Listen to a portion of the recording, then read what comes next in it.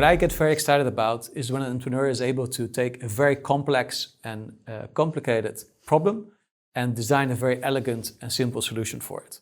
And a startup that comes to mind that did this really well in the energy sector was called SimPower.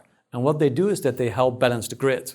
And the reason why this is an increasingly big problem is because our shift from fossil fuels to renewable energy. So you can imagine that when the sun is shining, you have a whole bunch of electricity on the grid from solar, or when there's a lot of wind, but it doesn't always match when there's a need for electricity, for example, when people come home from work. So what I didn't know, and what this entrepreneur was able to share in sort of his pitch and his vision, is that in order to match sort of the supply and demand of the electricity grid, what used to happen is that, let's say, a local grid operator would turn a coal plant on for 30 minutes just to make sure that everyone has electricity at that moment.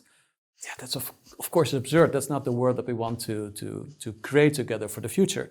So what he said, that instead of turning a coal plant on, we can actually switch a whole bunch of devices off, thereby balancing the energy grid. So this sort of innovation is a great way of entrepreneurs making the world more sustainable. And not only was his product very innovative, this way of looking at the world was also completely integrated into how he ran his company, the kind of partners he works with, the fact that for his business travel, they choose renewable modes of transportation, of course train, and the impact that they have in terms of CO2 that they can't reduce, they lower by carbon offsets.